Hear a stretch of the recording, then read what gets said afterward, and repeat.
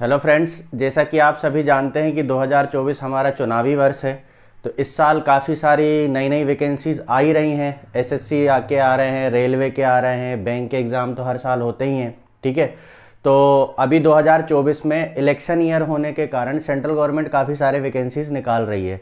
Central government भी निकाल रही है, प्लस जहाँ पर इस साल विधानसभा के चुनाव है, जैसे यूपी है, बिहार है, गुजरात है, तो आप इनकी वैकेंसीज भी आपको काफ़ी देखने को मिलेंगी, है ना। तो अभी जो वैकेंसीज रिलीज हो रही हैं, काफ़ी सारी वैकेंसीज रिलीज, उनमें से एक वैकेंसी है नवोदय विद्यालय समिति की। तो नवोदय विद्यालय समिति की जो वैकेंसी आई है, इसके बारे में काफ़ी सारे पोस्ट आए हैं, है ना। पोस्ट तो कम है, लेकिन काफ़ी सारे ट्रेड्स के लिए वैकेंसी, जैसे female staff nurse, assistant section officer, audit assistant, legal assistant, junior translator officer, है ना। सबसे इम्पोर्टेंट है इसमें जूनियर सेक्रेटरिएट असिस्टेंट की पोस्ट आई हुई हैं काफ़ी सारी, और इसमें मल्टीटास्किंग स्टाफ की भी काफ़ी सारी वैकेंसीज देखने को मिलेंगी। तो आइए इस नोटिफिकेशन को हम लोग डिटेल में देखते हैं। ठीक है, तो सबसे पहले हम बात करें जूनियर सेक्रेटरिएट असिस्टेंट की। तो इसमें दो तरीके की पोस्ट आई हैं। एक junior secretariat assistant headquarter / regional office, और हेडक्वार्टर में आपको जॉब करना पड़ेगा। दूसरी है junior secretariat assistant in JNV cadre. तरीके से इनका यदि हम हेडक्वार्टर की बात करें तो हेडक्वार्टर इनका है नोएडा में। रीजनल ऑफिसेज हर स्टेट के कैपिटल में है मोस्टली, जैसे भोपाल, एमपी का भोपाल में है, यूपी का लखनऊ में है, इस तरीके से इनके हेडक्वार्टर हैं। ठीक है, तो सबसे पहले हम बात कर लेते हैं कि हेडक्वार्टर / में कितनी वैकेंसी है। तो अनरिजर्व की 13 वैकेंसी है, जूनियर सेक्रेटरिएट असिस्टेंट की, ईडब्ल्यूएस की 2, ओबीसी की 2, एससी की 3, एसटी की 1, टोटल 21 वैकेंसीज हैं। ठीक है, उसमें से 2 जो है वो ईएसएम के लिए रिजर्व है, एक हेयरिंग हैंडीकैप के लिए रिजर्व है, एक ऑर्थो हैंडीकैप के लिए रिजर्व है। ठीक है, यदि हम जूनियर सेक्रेटरी असिस्टेंट जेएनवी केडर्स की बात करें, जिनकी ऑल इंडिया लाइबिलिटी रहेगी सर्विसेज की, तो अनरिजर्व के वैकेंसी है 145, ईडब्ल्यूएस की वैकेंसी है 36, ओबीसी की वैकेंसी नॉन क्रीमी लेयर की 86, एससी की है 67, एसटी की है 26, और टोटल वैकेंसी है 360। तो काफ़ी अच्छी वैकेंसी है जूनियर सेक्रेटरी असिस्टेंट की जेएनवी केडर में। इसमें से भी जो पैरेलल अदर जो हैंड कोटा है, उसकी वैकेंसीज कुछ इस प्रकार से हैं। ईएसएम की काफ़ी अच्छी वैकेंसी है 36। ठीक है, तो ये हो गया number of vacancies junior secretary assistant की।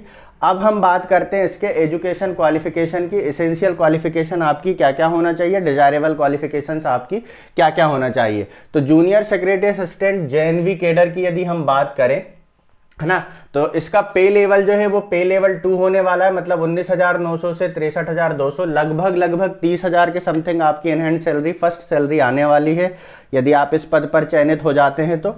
दूसरा, आपको यहाँ पे 30 वर्ड पर मिनट इंग्लिश और 25 वर्ड पर मिनट हिंदी टाइप राइटिंग जो है आपकी स्पीड होना चाहिए। तो टाइप राइटिंग लिखा है, डरने की बात नहीं है, टाइप राइटिंग नहीं कराई जाएगी, आपसे कंप्यूटर पर टाइपिंग कराई जाएगी। कई लोग बच्चे पढ़ लेते टाइप राइटिंग, तो वो सोचते टाइप राइटर पे तो नहीं काम कराने वाले, है ना, तो इस तरीके से नहीं है। दूसरा, आपके पास +2 लेवल, मतलब सीनियर सेकेंडरी स्कूल जो है वो एग्जामिनेशन आपका पास होना चाहिए, मतलब यहाँ पर आपको 12th पास होना चाहिए, प्लस आपकी इंग्लिश की स्पीड 30 वर्ड पर मिनट, या फिर हिंदी की स्पीड 25 वर्ड पर मिनट होनी चाहिए। दोनों टाइपिंग आपको आने की जरूरत नहीं है, क्योंकि यहाँ पे साफ साफ लिखा हुआ है और, है ना, या तो हिंदी या तो इंग्लिश। इंग्लिश की बात करें तो 30 वर्ड पर मिनट, और हिंदी की बात करें तो 25 वर्ड पर मिनट आपका स्पीड होना चाहिए। डिजायरेबल में इन्होंने क्या क्या मांगा है कि आपके पास एक्सपीरियंस होना चाहिए central government, semi government, autonomous organisation में काम करने का। ठीक है, उसके बाद आपके पास कोई कंप्यूटर का कोई डिप्लोमा वगैरह कर रखा हो आपने 6 महीने का, है ना, तो ये डिजायरेबल है, कंपलसरी नहीं है, इसेंशियल नहीं है ना। इसको हिंदी में बोलते हैं वांछनीय, है ना। अगर आपके पास हो तो अच्छी बात है, नहीं तो कोई बात नहीं। बाकी मेरिट लिस्ट जो बनने वाली है वो आपके रिटर्न के एग्जाम के बेस पे बनने वाली है। उसके बाद उन्होंने बोला है कि अगर आपका जो प्रोफिशिएंसी जो है ऑपरेटिंग पीसीज मतलब पर्सनल कंप्यूटर को ऑपरेट करने की आपकी प्रोफिशिएंसी होनी चाहिए। समिति जो है वो इसके रिगार्डिंग कोई टेस्ट वगैरह भी आपसे करवा सकती है। मे मीन्स सकती, करवा सकती है, करवाएगी नहीं करवाएगी कोई ज़रूरी नहीं है, लेकिन ऐसा वो करवा भी सकते हैं। तो इसलिए आपको ये थोड़ा सा देखना पड़ेगा। यदि हम junior secretary assistant headquarter oblique RO cadre की बात करें तो सेम ही क्वालिफिकेशन है, इन्होंने नोटिफिकेशन में पता नहीं क्यों 2-2 बार दिया हुआ है। अब हम बात करते हैं मल्टीटास्किंग स्टाफ और मेस हेल्पर, जो एक काफ़ी नंबर्स में वैकेंसी आई हुई है यहाँ पर।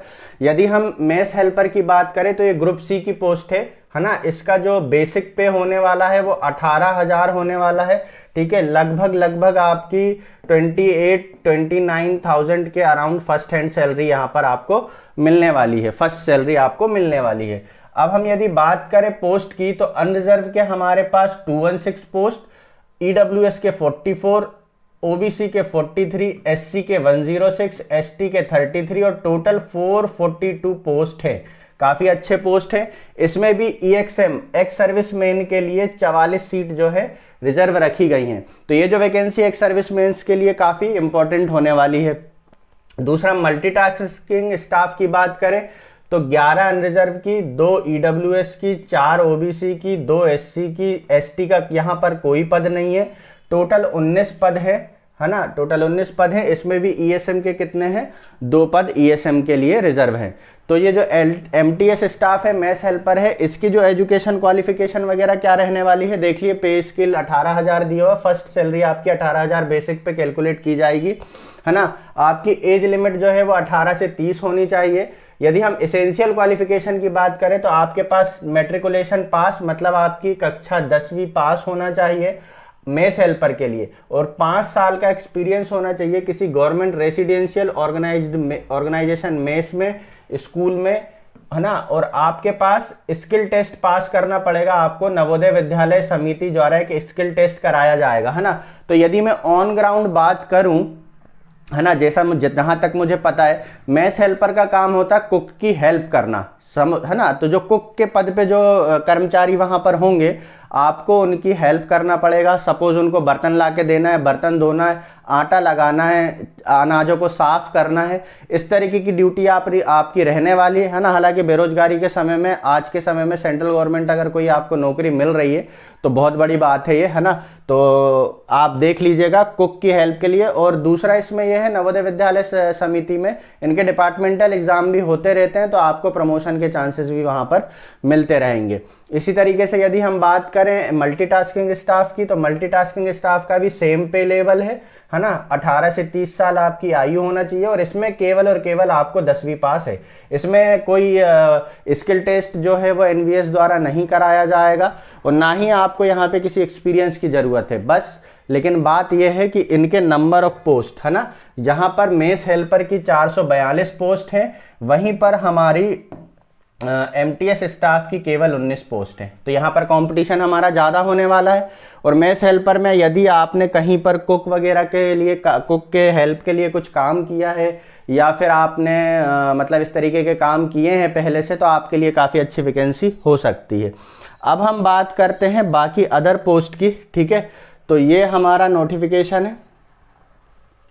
चलिए अब हम इसके जो नोटिफिकेशन है इसको एक बार पूरा गो थ्रू हो जाते हैं, सारी चीज़ें इसमें देख लेते हैं। बाकी पोस्ट भी जो है जिनके कम पद आए हुए हैं उनको भी एक बार देख लेते हैं, हो सकता है आपकी एलिजिबिलिटी उस पद के लिए बन रही हो, है ना। सबसे पहले यदि हम बात करें यहाँ पर, तो फीमेल स्टाफ नर्स जो ग्रुप बी की पोस्ट है, यहाँ पे अनरिजर्व के 85 पद है, ओबीसी ईडब्ल्यूएस के 12, ओबीसी के 12, है ना, एससी के 10, एसटी के 2, टोटल 121 फीमेल स्टाफ नर्स, है ना, जो कि एक ग्रुप बी का पद है, उसके लिए यहाँ पर वैकेंसी रखी गई है। असिस्टेंट सेक्शन ऑफिसर के 4 पद अनरिजर्व के हैं, एक ओबीसी का है, और टोटल यहाँ पे 5 पद है ना। अब इनका ऐसे क्वालिफिकेशन वगैरह हम और देखेंगे। ऑडिट असिस्टेंट की बात करें तो ये भी ग्रुप बी की पोस्ट है, अनरिजर्व की 8 है, टोटल 12 हैं। जूनियर ट्रांसलेटर ऑफिसर की बात करें तो अनरिजर्व की 2, टोटल 4 हैं। यदि लीगल असिस्टेंट की बात करें तो ये भी ग्रुप बी की पोस्ट है, इसकी टोटल 1 ही पोस्ट आई है, वो भी अनरिजर्व की। स्टेनोग्राफर की बात करें जो ग्रुप सी की पोस्ट है, इसमें अनरिजर्व के 14 और टोटल 23 पद हैं। ये स्टेनोग्राफर भी किसी की एलिजिबिलिटी हो तो वो अच्छा से देख सकता है। कंप्यूटर ऑपरेटर की 2 पद हैं, ये बीई बीटेक और बीएससी कंप्यूटर साइंस वालों के लिए, आगे हम लोग देखेंगे। केटरिंग सुपरवाइजर है ना, केटरिंग सुपरवाइजर के 78 पद है। अभी इसके हम क्वालिफिकेशन देखेंगे। जूनियर सेक्रेटरीट असिस्टेंट का हम लोग देख चुके हैं, ठीक है। इलेक्ट्रीशियन कम प्लम्बर की बात करें तो यहाँ पर टोटल 128 पद हैं। यदि किसी का इलेक्ट्रीशियन से ITI है तो वो काफ़ी अच्छा उनके लिए अपॉर्चुनिटी रहने वाली है। ये लैब अटेंडेंट की बात करें तो 161 पद हैं, तो अगर किसी की क्वालिफिकेशन है तो वो थोड़ा सा यहाँ पर देख सकता है, ठीक है। मेस हेल्पर और मल्टीटास्किंग स्टाफ का हम लोग देख चुके हैं। अब हम बात करते हैं पोस्ट वाइज एलिजिबिलिटी क्राइटेरिया की। तो फीमेल स्टाफ नर्स का पे लेवल 7 रहने वाला है, 44,900 इसकी फर्स्ट बेसिक होगी, तो लगभग 70 से 80 हज़ार रुपये इसकी फर्स्ट सैलरी बनने वाली है। इसकी अपर एज लिमिट 35 ईयर्स तक की है। यदि हम एसेंशियल क्वालिफिकेशन की बात करें तो इसके लिए BSc ऑनर्स इन नर्सिंग मांगा है किसी रिकॉग्नाइज्ड यूनिवर्सिटी से। उसके बाद regular course in BSc nursing है ना, अगर आपका ऑनर्स नहीं है तो आप रेगुलर BSc नर्सिंग भी हैं तो भी चल जाएगा। उसके बाद आपका BSc नर्सिंग किसी रिकॉग्नाइज्ड यूनिवर्सिटी से हो, आप रजिस्टर्ड नर्स या मिडवाइफ हो है ना, किसी RN और RM से है ना, with any state nursing council है, तो आपका कुल मिला के रजिस्ट्रेशन होना चाहिए किसी भी स्टेट नर्सिंग काउंसिल का, ठीक है। आपको 2.5 साल का एक्सपीरियंस होना चाहिए कि मिनिमम 50 बेड के हॉस्पिटल में, ठीक है। इनमें से किसी एक को एक्वायर करने के बाद आपका एक तो रजिस्ट्रेशन भी होना चाहिए, प्लस आपके पास 2.5 साल का एक्सपीरियंस होना चाहिए मिनिमम 50 बेडेड हॉस्पिटल में, ठीक है। तो अभी जो नेक्स्ट पद है हमारा वो है असिस्टेंट सेक्शन ऑफिसर का। यदि आप कोई सेंट्रल गवर्नमेंट एम्प्लॉय हैं और आपको 3 साल का एक्सपीरियंस हो चुका है, किस में, एडमिनिस्ट्रेशन, फाइनेंस मैटर, किसी सेंट्रल गवर्नमेंट या ऑटोनोमस ऑर्गेनाइजेशन में जो कि सेंट्रल गवर्नमेंट से ऑर्गेनाइज्ड हो है ना, तो यहाँ पर जो स्टेट गवर्नमेंट के एम्प्लॉय हैं वो इसके लिए अप्लाई नहीं कर सकते हैं। सेंट्रल गवर्नमेंट के एम्प्लॉय अप्लाई कर सकते हैं, और वो भी कौन, जो एडमिनिस्ट्रेटिव या फाइनेंस से मैटर से जुड़े हुए हों। तो यदि आप कहीं पर जूनियर सेक्रेटरी असिस्टेंट हैं, आप स्टेनोग्राफर हैं, आप अकाउंटेंट हैं, और यदि आप LDC हैं तो आप इस पद के लिए एलिजिबल हैं। आपके पास बैचलर डिग्री होना चाहिए और आपकी मिनिमम सर्विस जो है वो कितनी हो जाना चाहिए, 3 साल हो जाना चाहिए। यदि हम इसके पे स्केल की बात करें तो पे लेवल 6 की वैकेंसी काफ़ी अच्छी वैकेंसी है। बेसिक पे यदि बात करें तो 35,400, लगभग 65 से 70 हज़ार रुपये इसकी सैलरी बनने वाली है। इसकी जो एज लिमिट है वो 23 से 33 साल होना चाहिए, मतलब 23 साल से छोटा व्यक्ति भी इसके लिए अप्लाई नहीं कर सकता और 33 साल से ऊपर का व्यक्ति भी इसके लिए अप्लाई नहीं कर सकता। एज रिलैक्सेशन अलग से है ना, लेकिन इसकी जो वैकेंसी है वो अनरिजर्व से आई हुई है, तो आपको इसी एज क्राइटेरिया के बीच में रहना पड़ेगा। लेकिन यदि आपकी 3 साल सेंट्रल गवर्नमेंट एम्प्लॉय अगर आप हो चुके हो तो 5 साल का एक अलग से एज रिलैक्सेशन है, वो हम लोग एज क्राइटेरिया अभी जब देखेंगे तब देखेंगे, ठीक है। उसके बाद ऑडिट असिस्टेंट की बात करें तो ये भी पे लेवल 6 की वैकेंसी है। 18 से 30 साल आपकी उम्र होना चाहिए। आपने BCom, आपकी डिग्री BCom की होना चाहिए। अकाउंट वर्क किया हो आपने किसी गवर्नमेंट, सेमी गवर्नमेंट या ऑटोनोमस ऑर्गेनाइजेशन में। तो ये हो गई ऑडिट असिस्टेंट का क्वालिफिकेशन। फिर हम बात करें जूनियर ट्रांसलेटर ऑफिसर की, तो ये भी लेवल 6 की पोस्ट है ना। मास्टर डिग्री होना चाहिए आपकी, Hindi with English as compulsory. उसके बाद English with Hindi as compulsory subject. Master degree होना चाहिए आपकी हिंदी या इंग्लिश से, ठीक है। और मास्टर डिग्री होना चाहिए हिंदी इंग्लिश के अलावा किसी और लैंग्वेज से, लेकिन उसमें आपका हिंदी और इंग्लिश एक कंपलसरी सब्जेक्ट के रूप में होना चाहिए। तो इसकी क्वालिफिकेशन काफ़ी उसमें दी हुई है। उसके बाद हम बात करें लीगल असिस्टेंट की, तो लीगल असिस्टेंट भी लेवल 6 की पोस्ट है। इसमें आपके पास होना चाहिए डिग्री, इसमें आपके पास किसकी डिग्री होना चाहिए, लॉ की डिग्री होना चाहिए फ्रॉम अ रिकॉग्नाइज्ड यूनिवर्सिटी, ठीक है। उसके बाद आपका 3 साल का एक्सपीरियंस होना चाहिए लीगल केसेस को हैंडल करने का, गवर्नमेंट डिपार्टमेंट में या किसी ऑटोनोमस बॉडी या किसी PSU के लिए, ठीक है। उसके बाद आपके पास कंप्यूटर ऑपरेशन का नॉलेज होना चाहिए और working knowledge of Hindi and English, आपको हिंदी इंग्लिश का नॉलेज भी होना चाहिए, ठीक है। अब बात करते हैं हम यहाँ पे स्टेनोग्राफर की। स्टेनोग्राफर भी जो है ये लेवल 4 की पोस्ट है ना। 25,500 इसका बेसिक रहने वाला है। और इसकी जो एज है वो 18 से 27 आपकी होना चाहिए। ठीक है, आपका जो इसमें एसेंशियल क्वालिफिकेशन की बात करें तो एसेंशियल क्वालिफिकेशन में आपका 12th पास होना चाहिए किसी रिकॉग्नाइज्ड बोर्ड या यूनिवर्सिटी से, है ना। और दूसरा जो है स्किल टेस्ट के नॉर्म्स क्या है, इसमें डिक्टेशन किया जाएगा 10 मिनट का, जिसमें आपकी स्पीड 80 वर्ड पर मिनट होगी। उसके बाद आपको ट्रांसक्रिप्शन, मतलब जो डिक्टेशन किया है उसके बाद उसको आपको टाइप करना पड़ेगा 50 मिनट और 65 मिनट्स में, है ना, हिंदी और हिंदी में किस पे, कंप्यूटर पर। ठीक है, फिर अगर ये बात करें हम कंप्यूटर ऑपरेटर की, तो कंप्यूटर ऑपरेटर भी लेवल 4 की जॉब है। इसके लिए क्वालिफिकेशन इन्होंने रखी है BCA BSc computer science /IT या फिर आपका BE BTech कंप्यूटर साइंस होना चाहिए। ठीक है, ये इन्होंने इसकी क्वालिफिकेशन रखी हुई है। उसके बाद यदि हम बात करें कैंटीन सुपरवाइजर की, सॉरी कैटरिंग सुपरवाइजर की, तो कैटरिंग सुपरवाइजर जो है ये भी अच्छी पोस्ट है। इसमें यदि हम बात करें तो ये लेवल 4 की पोस्ट है। आपकी 35 साल उम्र तक आप इसके लिए अप्लाई कर सकते हो। इसके लिए bachelor degree in hotel management, यदि आपके पास होटल मैनेजमेंट का कोर्स आपने कर रखा है तो आप इस वैकेंसी के लिए अप्लाई कर सकते हो। उसके बाद आपके पास ट्रेड प्रोफिशिएंसी सर्टिफिकेट होना चाहिए कैटरिंग का, है ना, कहाँ किस, और with a minimum 10 year service in defence services और regular establishment for ex serviceman only, मतलब ये केवल एक्स सर्विसमैन के लिए ये एलिजिबिलिटी है ये वाली। अगर आप एक्स सर्विसमैन नहीं है तो आपके पास बैचलर डिग्री होना चाहिए होटल मैनेजमेंट की और आप इस वैकेंसी के लिए अप्लाई कर सकते हैं। जूनियर सेक्रेटरीट असिस्टेंट का हमने देख लिया है। ठीक है, हेडक्वार्टर और JNV कैडर दोनों का देख रखे हैं हमने। मेस हेल्पर और मल्टीटास्किंग स्टाफ का भी हम लोग देख चुके हैं। तो अब हम बात कर लेते हैं यहाँ पर एज रिलैक्सेशन की। एज रिलैक्सेशन की बात करें तो जो वैकेंसी SC और ST के लिए रिजर्व हैं, उन वैकेंसीज पर यदि SC और ST का कोई कैंडिडेट अप्लाई करता है तो उसे 5 साल की छूट दी जाएगी। इसी तरीके से OBC को 3 साल की दी जाएगी। Age relaxation central government employ का, यदि कोई कर्मचारी है सेंट्रल गवर्नमेंट का या फिर NVS एम्प्लॉय है ना, और NVS एम्प्लॉय में लेकिन मेस हेल्पर और MTS को छूट नहीं दी गई है ना।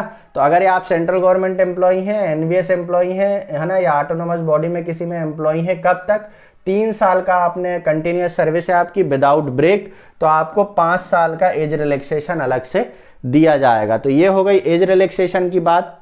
यदि हम बात करें अब यहाँ पे स्कीम ऑफ एग्जामिनेशन की, तो सबसे पहले हम बात करते हैं फीमेल स्टाफ नर्स की। तो फीमेल स्टाफ नर्स के लिए आपका एग्जाम कैसा कैसा होने वाला है। रीजनिंग एबिलिटी के 15 क्वेश्चन आएंगे, जनरल अवेयरनेस के 15 क्वेश्चन आएंगे, लैंग्वेज कॉम्पिटेंसी के 15 क्वेश्चन आएंगे, जिसमें इंग्लिश और हिंदी के मार्क्स जो हैं वो 10-10 मार्क्स रहने वाले हैं। ठीक है, उसके बाद ये 3 सेक्शन हो जाएंगे। ये पेपर जो है वो आपका 2.5 घंटे का होने वाला है। इसके बाद जो हमारा चौथा सेक्शन होगा, है ना, जो चौथा सेक्शन होगा वो सब्जेक्ट नॉलेज का होगा, मतलब इसमें नर्सिंग से रिलेटेड क्वेश्चन पूछे जाएंगे और ये क्वेश्चन होंगे 70। तो सबसे इंपॉर्टेंट यही होने वाला है। इसमें 70 नंबर हैं, तो टोटल 120 नंबर का पेपर होगा। ठीक है, उसके बाद हम बात करें असिस्टेंट सेक्शन ऑफिसर की, तो रीजनिंग के 15 क्वेश्चन, क्वांटिटेटिव एप्टीट्यूड के 15 क्वेश्चन, लैंग्वेज टेस्ट के 30 क्वेश्चन, है ना, जिसमें हिंदी के 15 और इंग्लिश के 15-15 क्वेश्चन रहने वाले हैं, 15 marks each for each language, है ना। उसके बाद basic knowledge of computer operation and general awareness and current affair, मतलब इसमें कंप्यूटर, जनरल अवेयरनेस और ये सब मिला के कितने क्वेश्चन रहने वाले हैं, 10 क्वेश्चन रहने वाले हैं टोटल। तो कुल मिला के यदि आपका रीजनिंग, क्वांटिटेटिव एप्टीट्यूड और ये चौथा पोर्शन जिसको मैं बताता हूं अभी, ये जो चौथा पोर्शन है इस पोस्ट के लिए काफी इंपॉर्टेंट है। ऑफिस मैनुअल एंड प्रोसीजर्स की बात है, CCS कंडक्ट रूल की बात है, CCS रूल्स की बात है, लीव रूल्स की बात है, रिजर्वेशन की बात है, कंसेशन इन recruitment, promotion, general finance rules, CCS medical rules, FRSR, PFMS establishment rules, है ना। ये सब जो सेंट्रल गवर्नमेंट एम्प्लॉय हैं वो ये इन सब चीज़ों को जानते होंगे। खासतौर पे क्लेरिकल कैडर पर काम करने वालों के लिए तो काफ़ी बढ़िया है, ये काफ़ी चीज़ें हैं इसमें, प्रमोशन, पे फिक्सेशन, ग्रेजुटी, टर्मिनल बेनिफिट्स क्या क्या होते हैं, आरटीआई एक्ट है ना, children education allowance, POCSO act, इन सब के बारे में जानकारी के कितने क्वेश्चन आने वाले हैं, 50 क्वेश्चन आने वाले हैं। जिसका ये पोर्शन तैयार है वो इस एग्जाम को बहुत अच्छे से क्लियर कर सकता है। बस दिक्कत यहाँ पे ये है कि इसकी नंबर ऑफ वैकेंसीज जो है वो काफी कम आई हुई हैं, ठीक है। अब यदि हम यहाँ पर स्टेनोग्राफर की बात करें तो स्टेनोग्राफर के पोस्ट के लिए आपका लैंग्वेज टेस्ट होगा जिसमें 40 क्वेश्चन होंगे, ठीक है। इंग्लिश और जनरल हिंदी दोनों के 20-20 क्वेश्चन, 20-20 मार्क्स के क्वेश्चन होने वाले हैं। जनरल अवेयरनेस करंट अफेयर की बात करें तो 30 नंबर का होगा। बेसिक कंप्यूटर नॉलेज आपका 30 नंबर का होगा। तो टोटल 100 क्वेश्चन होने वाले हैं 100 नंबर के। उसके बाद यदि हम बात करें जूनियर सेक्रेटरीट असिस्टेंट की, तो ये काफ़ी जो सबसे इम्पोर्टेंट पोस्ट है इस एग्जामिनेशन की या इस रिक्रूटमेंट की, उसमें मेंटल एबिलिटी के 20 क्वेश्चन आने वाले हैं, क्वांटिटेटिव एप्टीट्यूड के 20 क्वेश्चन आने वाले हैं, जनरल अवेयरनेस करंट अफेयर के 30 क्वेश्चन आने वाले हैं और लैंग्वेज कॉम्पिटेंसी के 30 क्वेश्चन आने वाले, basic knowledge of computer operation के 30 क्वेश्चन आने वाले हैं। तो अगर जिसका कंप्यूटर का नॉलेज अच्छा है ना, कंप्यूटर का नॉलेज अच्छा है और हिंदी इंग्लिश यहाँ पे आने ही वाली है, रीजनिंग है, क्वांटिटेटिव एप्टीट्यूड है, तो ठीक ठाक सा जो लोग एसएससी की प्रिपरेशन कर रहे हैं और उन्हें कंप्यूटर का अच्छा नॉलेज है तो उनके लिए ये एग्जाम निकालना बहुत ही आसान होगा, है ना, क्योंकि एसएससी का ही है पूरा पैटर्न यहाँ पे, general awareness, current affair, quantitative aptitude, reasoning ability, है ना। बस इसमें क्या जुड़ गया है, एक तो हिंदी के 15 क्वेश्चन आने वाले हैं आपके और कंप्यूटर के 30 क्वेश्चन आने वाले हैं। तो काफी अच्छा यहाँ पर मौका है जिनकी तैयारी है, ठीक है। उसके बाद आपकी टाइपिंग टेस्ट वगैरह कराया जाएगा जो मैं ऑलरेडी आपको बता चुका हूं। लैब अटेंडेंट की बात करें तो लैब अटेंडेंट की जो है स्पेसिफिक नॉलेज के 60 क्वेश्चन आएंगे आपके, रीजनिंग एबिलिटी के 15, जनरल अवेयरनेस के 15, लैंग्वेज के 30, जिसमें से 15-15 हिंदी इंग्लिश, ठीक है। तो लगभग सेम ही पैटर्न चल रहा है यहाँ पर, है ना। अब हम बात करते हैं मैथ्स हेल्पर की, ठीक है। तो मैथ्स हेल्पर के जो एग्जामिनेशन है उसमें रीजनिंग एबिलिटी के 15 क्वेश्चन होंगे, जनरल अवेयरनेस के 15 क्वेश्चन होंगे, लैंग्वेज के 20 क्वेश्चन होंगे, 10-10 हिंदी इंग्लिश दोनों के। उसके बाद सब्जेक्ट स्पेसिफिक नॉलेज, इसमें आपका फूड, न्यूट्रिशन, हाइजीन, है ना, और इंडियन फूड की रेसिपीज और स्वीट्स के बारे में काफी जानकारी ली जाएगी। 70 क्वेश्चन होंगे 70 नंबर के। तो सबसे इंपॉर्टेंट कौन सा, यही वाला पार्ट आपका रहने वाला है यदि आप मैथ्स हेल्पर के लिए अप्लाई करते हैं तो, ठीक है। उसके बाद स्टेज 2 में आपका स्किल टेस्ट होगा जो मैंने आपको बताया था, ठीक है। अब हम नेक्स्ट बात करते हैं मल्टीटास्किंग स्टाफ की। तो मल्टीटास्किंग स्टाफ के लिए लैंग्वेज टेस्ट होने वाला है 40 नंबर का, लैंग्वेज टेस्ट होने वाला है 40 नंबर का, 20 नंबर का जनरल अवेयरनेस और 20 नंबर का आपको 40 नंबर का आपसे कंप्यूटर ऑपरेशन का बेसिक नॉलेज यहाँ पर पूछा जाएगा। तो ये भी काफ़ी अच्छा होने वाला है जिनको कंप्यूटर का नॉलेज है उनके लिए, ठीक है। एप्लीकेशन फीस की बात करें यदि, तो एप्लीकेशन फीस की बात करें यदि हम, तो 1,000 रुपये स्टाफ नर्स के लिए, ठीक है। प्रोसेसिंग फीस 500, तो टोटल आपके 1,500 रुपये लगने वाले हैं, ठीक है। SC ST और PWD के लिए कोई फीस नहीं लगना है। प्रोसेसिंग फीस लेकिन 500 रुपये है, तो आपको टोटल यहाँ पे 500 रुपये देना पड़ेगा। तो अनरिजर्व, OBC और EWS के लिए 1,500 और SC ST के लिए कितना है, 500 रुपये। यदि हम बाकी अदर पोस्ट की बात करें, ठीक है, बाकी अदर पोस्ट की बात करें तो यहां पर 500 रुपये आपकी फीस होने वाली है, एप्लीकेशन फीस, 500 रुपये आपका प्रोसेसिंग फीस, तो टोटल आपके 1,000 रुपये लगेंगे। और यदि आप SC ST या PWD से हैं तो 500 रुपये प्रोसेसिंग फीस लगेगा और ये 500 रुपये टोटल फीस आपकी हो जाएगी, ठीक है। तो ऑनलाइन फॉर्म का प्रिंट आउट निकाल के रखें, ये सब चीज़ें इसमें दी हुई हैं। ऑनलाइन फॉर्म के बारे में उतनी जानकारी अभी नहीं देना है, ये फॉर्म के फॉर्मेट वगैरह हैं जो हर वैकेंसीज में लगभग एक जैसे रहते हैं, ठीक है।